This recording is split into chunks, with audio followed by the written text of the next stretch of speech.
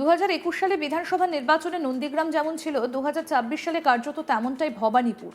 কারণ এবার ভবানীপুরে মুখোমুখি মমতা ব্যানার্জি এবং শুভেন্দু অধিকারী। আর সম্প্রতি তৃণমূলের এক সভায় সেই ভবানীপুরের কেন্দ্র নিয়েই জোরদার আলোচনা। ওই কেন্দ্রে তৃণমূল সুপ্রিমোর জয় নিশ্চিত করার ক্ষেত্রে 60,000-এর বেশি ভোটে জেতার টার্গেট সেট করে দেন অভিষেক ব্যানার্জি। আর এবার সেই 60,000 টার্গেটকে কটাক্ষ করলেন ভবানীপুরের বিজেপি প্রার্থী শুভেন্দু অধিকারী। সাংবাদিকদের প্রশ্নের উত্তরে শুভেন্দু বলেন, আশা করতেই পারেন উপনির্বাচন কিভাবে হয়েছে সবাই জানেন। আসলে আপনাদের শোনাই কি বলেছেন শুভেন্দু অধিকারী, শুনুন। আশা করতেই পারেন উপনির্বাচন কিভাবে হয়েছে সবাই জানে। উপনির্বাচনের পরে তো লোকসভার ভোট হয়েছে, 58টা তো 58 নেই, 8,000-এ পৌঁছেছে। তারপরে তো 45,000 প্রথম গেছে ফার্স্ট রাউন্ডে, মানে ব্রেকফাস্টে। লাঞ্চে গেছে 2,000, 47,000। তারপরে সাপারে গেছে 4,000, 51,000 তো চলে গেছে। শুনলেন তো শুভেন্দু অধিকারীর বক্তব্য। এদিকে বিধানসভা নির্বাচনের দিনক্ষণ ঘোষণার পরই রাজ্যে পুলিশ প্রশাসনের বেশ কিছু আধিকারিককে রদবদল করেছে নির্বাচন কমিশন। সেই সমস্ত রদবদলের ঘটনা ইতিমধ্যেই শোরগোল ফেলে দিয়েছে রাজ্য রাজনীতিতে। আর তারপরে নতুন এক আপডেট পাওয়া যায়, 73 জন রিটার্নিং অফিসার বা আরও অপসারণ করে দেয় নির্বাচন কমিশন। আরোকে অপসারণ করে দেয়, সেই তালিকায় রয়েছেন ভবানীপুরের রিটার্নিং অফিসারও। আর এবার সেই বিষয়ে কড়া প্রতিক্রিয়া দিলেন মমতা ব্যানার্জি। তিনি বলছেন, নন্দীগ্রামের ভিডিও চলে আসছেন ভবানীপুরে কারণ গদ্দারের নিজের লোক বলে। কি বলেছেন মমতা ব্যানার্জি, শুনবো। এই ইলেকশন কমিশন যে নিরপেক্ষ নয়, আমি তার একটা প্রমাণ আপনাদের দেখাতে চাই। ইলেকশন কমিশনের নোটিফিকেশনে বিজেপির ভোটের চিহ্ন, সিম্বল নিশ্চয়ই আপনারা দেখতে পাচ্ছেন। এই দেখুন বিজেপির সিম্বল। একটা ইলেকশন কমিশন তাহলে কার ইশারায় চলছে, কার কথায় চলছে? নন্দীগ্রামের বিডিও চলে আসছে ভবানীপুরে কারণ গদ্দারের নিজের লোক বলে। 73 জন রিটার্নিং অফিসারকে কালকে চেঞ্জ করা হয়েছে। এর আগে চিফ সেক্রেটারি থেকে, হোম সেক্রেটারি থেকে, ডিজি থেকে, সিপি থেকে প্রায় 60-70 জন আইএস আইপিএস কে বাংলায় যারা কাজ করে বাইরে পাঠিয়ে দেওয়া হয়েছে। এবং কখনো কখনো বলে না ঠাকুর ঘরে কে, আমি তো কলা খাইনি।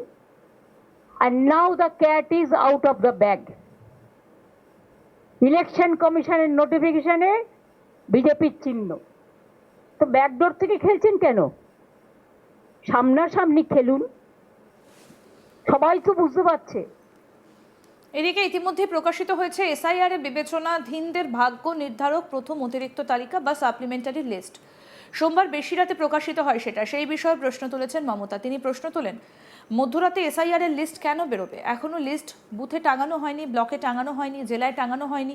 কি বলেছেন মমতা, শুনবো। কালকে মধ্যরাত্রে এসআইআর লিস্ট কেন বেরোবে? এখনো পর্যন্ত পাবলিক জানে না। এখনো লিস্ট বুথে টানানো হয়নি, ব্লকে টানানো হয়নি, জেলায় টানানো হয়নি। কালকেও তার আগেও প্রায় 220 জন মানুষের মধ্যে মারা গেল। এত ভয়টা কিসের? আর যেটুকু নাম উঠেছে সেটাও মনে রাখবেন আমার কোর্টে কেস করার জন্য।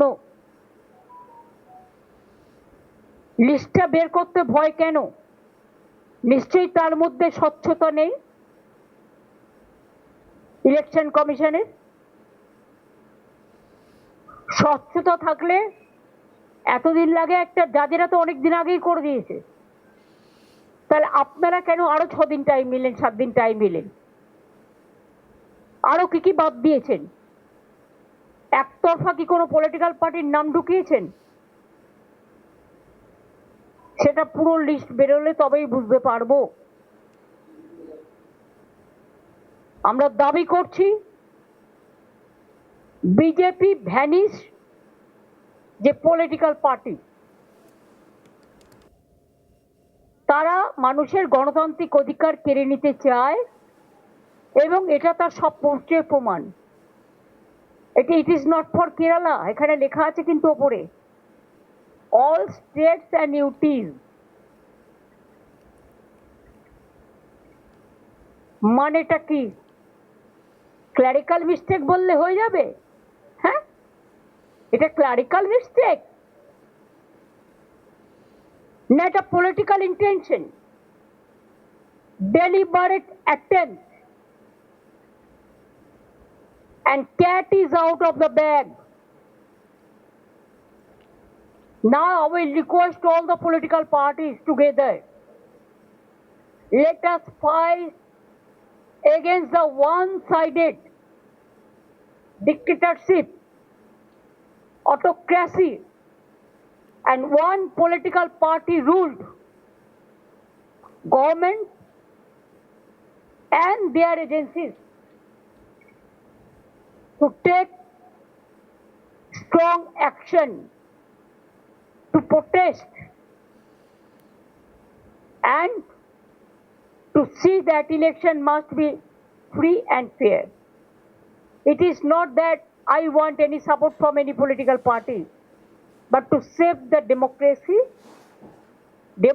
রক্ষা করার জন্য, লোকতন্ত্র রক্ষা করার জন্য, গণতন্ত্র রক্ষা করার জন্য, সংবিধান রক্ষা করার জন্য সবাইকে জোট বেঁধে কে বাম কে ডান ভুলে যান, যারা এই চক্রান্তের বিরুদ্ধে এক হয়ে লড়াই করতে চান, আমার পাশে থাকার প্রয়োজন নেই, কিন্তু মানুষের পাশে থাকুন। 2021 সালে বিধানসভা নির্বাচনে নন্দীগ্রাম যেমন ছিল, 2026 সালে কার্যত তেমনটাই ভবানীপুর। কারণ এবার ভবানীপুরে মুখোমুখি মমতা ব্যানার্জি ও শুভেন্দু অধিকারী, আর সম্প্রতি তৃণমূলের এক সভায় সেই ভবানীপুর কেন্দ্র নিয়েই জোরদার আলোচনা। ওই কেন্দ্রে তৃণমূল সুপ্রিমোর জয় নিশ্চিত করার ক্ষেত্রে 60,000-এর বেশি ভোটে জেতার টার্গেট সেট করে দেন অভিষেক ব্যানার্জি। আর এবার সেই 60,000 টার্গেটকে কটাক্ষ করলেন ভবানীপুরের বিজেপি প্রার্থী শুভেন্দু অধিকারী। সাংবাদিকদের প্রশ্নের উত্তরে শুভেন্দু বলেন, আশা করতেই পারেন। উপনির্বাচন কিভাবে হয়েছে সবাই জানেন। কি বলেছেন শুভেন্দু অধিকারী, আসুন শোনাই। আশা করতেই পারেন। উপনির্বাচন কিভাবে হয়েছে সবাই জানে। উপনির্বাচনের পরে তো লোকসভার ভোট হয়েছে, 58টা তো 58 নেই, 8,000-এ পৌঁছেছে। তারপরে তো 45,000 প্রথম গেছে ফার্স্ট রাউন্ডে, মানে ব্রেকফাস্টে। লাঞ্চে গেছে 2,000, 47,000। তারপরে সাপারে গেছে 4,000, 51,000 তো চলে গেছে।